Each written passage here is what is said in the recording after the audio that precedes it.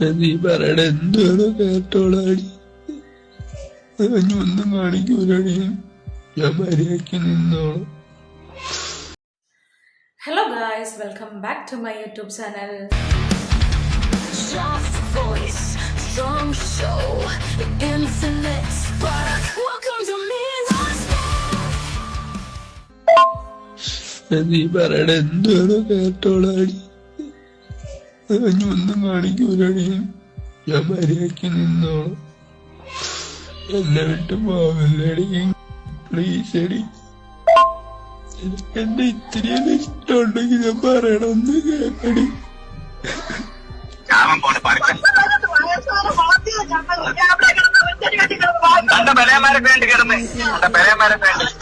ഞാൻ പറഞ്ഞു മക്കളെ ആ ചേട്ടന്റെ കാല് പൊക്കി പിടിയടാന്ന് പറഞ്ഞ് ഞാൻ എന്റെ മോനെ അറുത്തിട്ടപ്പോഴത്തേക്ക് എല്ലാം ഞങ്ങളെ വിളി കേട്ട ആൾക്കാരെല്ലാം ഓടിക്കൂടി. എല്ലാരെയും കൈയും കാലും ഞാൻ പിടിച്ച് തൊഴുതിട്ട് പോലെ ആരും എന്നെ കൊച്ചിനെ ആശുപത്രി കൊണ്ടുപോയില്ല. എന്റെ മോൻ മരിക്കണതിന്റെ പിറ്റേന്നാണ് എന്റെ മോന്റെ ജോലി റെഡിയായി വന്നത്. ഈ ഫുള്ള് മെസ്സേജ് എന്റെ മോൻ ഇട്ടിട്ട് കയറ് ആ കുട്ടിയെ കാണിച്ചു. പിന്നെ വീഡിയോ കോള് വിളിച്ച് കാണിച്ചു കൊടുത്തിട്ടുണ്ട്. ഇതെല്ലാം കണ്ടിട്ട് പേരിലും മതത്തിന്റെ പേരിലൊക്കെ ക്രൂശിക്കപ്പെടുന്ന, അതില് മനംനൊന്ത് കഴിയുന്ന ഒരുപാട് പേര് ഇന്ന് നമ്മുടെ സമൂഹത്തിൽ ജീവിക്കുന്നുണ്ട്. അതില് ഇത്രയും ചെറിയ പ്രായത്തിലുള്ള ആൾക്കാർ വരെ ഉണ്ടെന്ന് അറിയുമ്പോൾ വളരെ സങ്കടം തോന്നുകയാണ്. ഈ ഒരു വോയിസ് കേൾക്കുമ്പോൾ നമുക്ക് അത്രമേൽ സങ്കടം തോന്നും. ഇന്നലെ നൈറ്റ് ഇൻസ്റ്റാഗ്രാം നോക്കിയപ്പോഴാണ് ഞാൻ ഈ യാദൃശ്ചികമായിട്ട് ഈ ഒരു പോസ്റ്റ് കാണാനിടയായത്. അതായത് അറിയപ്പെടാത്തൊരു ന്യൂസ് ചാനലിൽ വന്നിട്ടുള്ളൊരു ന്യൂസാണിത്, അങ്ങനെയാണ് എനിക്ക് തോന്നുന്നത്. അപ്പം ഇതിൽ കുറച്ച് ആൾക്കാരെങ്കിലും അറിയേണ്ട കാര്യങ്ങളൊക്കെ ഉണ്ട് എന്നുള്ളത് കൊണ്ട് തന്നെ എൻ്റെ വീഡിയോസ് കാണുന്ന ആൾക്കാർ കാണുവാണെങ്കിൽ കാണട്ടെ എന്ന് വിചാരിച്ചിട്ടാണ് ഞാൻ ഈ ഒരു വീഡിയോ റിയാക്ട് ചെയ്യുന്നത്. അപ്പം വളരെ സങ്കടം തോന്നുന്നുണ്ട്. ഒരു പെൺകുട്ടി വേണ്ട എന്ന് വെച്ചതിൻ്റെ കാരണത്തെ തുടർന്ന് ഒരു ചെറുപ്പക്കാരൻ ആത്മഹത്യ ചെയ്യുന്നു. ഒന്ന് ആലോചിച്ച് നോക്ക്. അതും ആ ഒരു പെൺകുട്ടീനെ വീട്ടുകാരെ പറയുന്നുണ്ട്, ആ പുലേനെയാണോ നിനക്ക് വേണ്ടത്, ഇത്രയും നാൾ വളർത്തി വലുതാക്കി ഞങ്ങളെ ഒന്നും വേണ്ടേന്ന്. അതായത് ജാതിയുടെ പേരാണ് അവിടെ വിളിച്ച് പറയണത്. ആ ജാതി താഴ്ന്ന ജാതി ആയതുകൊണ്ടായിരിക്കാം മേ ബി ഈ ഒരു പെൺകുട്ടീൻ്റെ വീട്ടുകാർ സമ്മതിക്കാത്തത്. അല്ലെങ്കിൽ ജാതി പറഞ്ഞ് ഇത്രയും ചീത്ത വിളിക്കേണ്ട ആവശ്യമില്ലല്ലോ. അപ്പൊ നോക്കണം, ഇന്നും ജാതി നോക്കിയൊക്കെ ജീവിക്കുന്ന ആൾക്കാരുടെ ഒരു മൈൻഡ് നോക്കണേ. ജാതിയുടെ പേരിലും കളറിന്റെ പേരിലും കുറ്റപ്പെടുത്തുന്നതും താഴ്ത്തി കിട്ടുന്ന ഒരുപാട് ജീവിതങ്ങൾ ഇനിയും നമ്മുടെ മുമ്പിലുണ്ട്. പക്ഷെ എനിക്ക് ചോദിക്കാനുള്ളത്, ഇത്രയൊക്കെ ആയിട്ടും ആ ഒരു പെൺകുട്ടിയുടെയോ കുടുംബത്തിന്റെയോ പേരിൽ ഇവരാരും ഒരു കേസും എടുത്തിട്ടില്ല. അധികൃതരൊന്നും തന്നെ ഒരു കേസും എടുത്തിട്ടില്ല എന്നാണ് ഇവർ പറയണത്, ഈ ഒരു ആൺകുട്ടിയുടെ അമ്മ പറയണത്.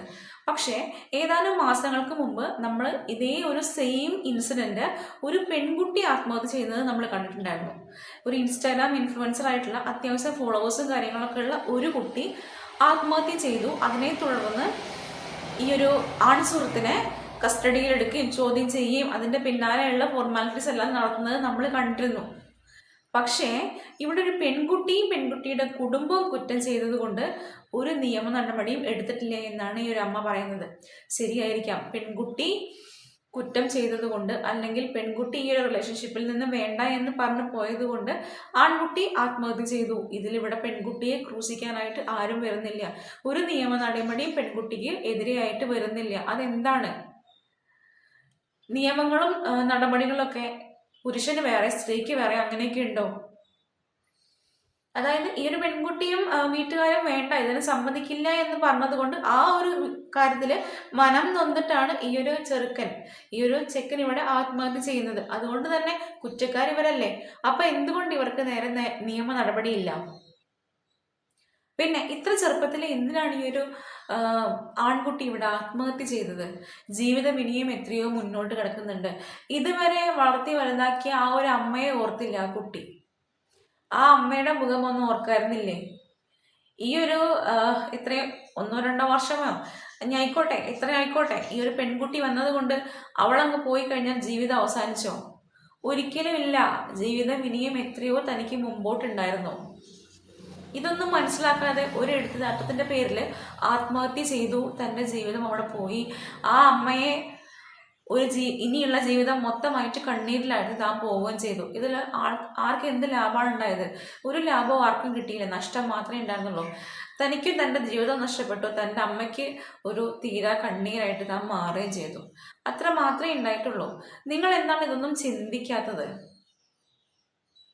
ജീവിതം എന്ന് പറയണത് നിങ്ങളൊന്നും ജീവിതത്തിലേക്ക് കാലെടുത്ത് വെച്ചിട്ടില്ല. ഒരാളെ സ്നേഹിച്ചു, ആ സ്നേഹം ഇടയ്ക്ക് വെച്ച് കട്ടായി പോയിട്ടുണ്ടെങ്കിൽ അവിടെ അവസാനിപ്പിക്കേണ്ടതല്ല ജീവിതം. ജീവിതം ഇനിയും ഒരുപാട് മുന്നോട്ടുണ്ട്. ആത്മഹത്യ ഒന്നിനും ഒരു പരിഹാരമൊന്നുമല്ല, ഒരു വഴിയല്ല ആത്മഹത്യ. വീരുക്കൾ എടുത്ത് തിരഞ്ഞെടുക്കുന്ന ഒരു വഴി മാത്രമാണ് ആത്മഹത്യ എന്നാണ് എനിക്ക് പറയാനുള്ളത്. ചിലപ്പോഴൊക്കെ നമ്മൾ തിരഞ്ഞെടുക്കുന്ന ഒരു ജീവിതം അത് ചിലപ്പോഴൊക്കെ തെറ്റിപ്പോയിട്ടുണ്ടെങ്കിൽ അതിന് മനംനൊന്തിരിക്കുകയല്ല വേണ്ടത്. അതിനേക്കാട്ടുള്ള ബെറ്റർ ആയിട്ടുള്ള ഒരു ജീവിതം നമ്മുടെ മുമ്പിൽ കുറച്ചും കൂടെ ദൂരം നടന്നു കഴിയുമ്പം ഉണ്ടാവുമായിരിക്കും. അത് കണ്ടെത്താൻ വേണ്ടി ശ്രമിക്കുക. അതിലൂടെ ജീവിതം മനോഹരമാക്കി തീർക്കാനായിട്ട് ശ്രമിക്കുക.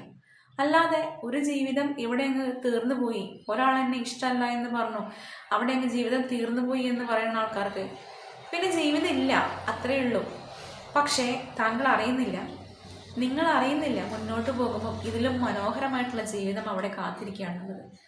ഇപ്പോഴത്തെ ഈ ഒരു യുവതലമുറയൊക്കെ അത് മനസ്സിലാക്കണം. ഇത്രയും ലോലഹൃദയരായിട്ട് ഒരാൾ വേണ്ട, ഒരു സ്നേഹബന്ധത്തിൽ ഒരാൾ വേണ്ട, ഒരാൾ ഇട്ടിട്ട് പോയി അല്ലെങ്കിൽ ഒരാൾ ചതിച്ചു എന്നൊക്കെ വയ്ക്കുമ്പോഴത്തേക്ക് അവിടെ ജീവിതം അവസാനിപ്പിക്കുന്ന ആ ഒരു തീരുമാനം ഏറ്റവും വിഡ്ഢിത്തമായിട്ടുള്ളൊരു തീരുമാനമാണ് എന്നാണ് എൻ്റെ അഭിപ്രായം. നിങ്ങളുടെ അഭിപ്രായം എന്താണെന്ന് വെച്ചാൽ ഒന്ന് കമൻ്റായിട്ട് രേഖപ്പെടുത്തിക്കോളൂ.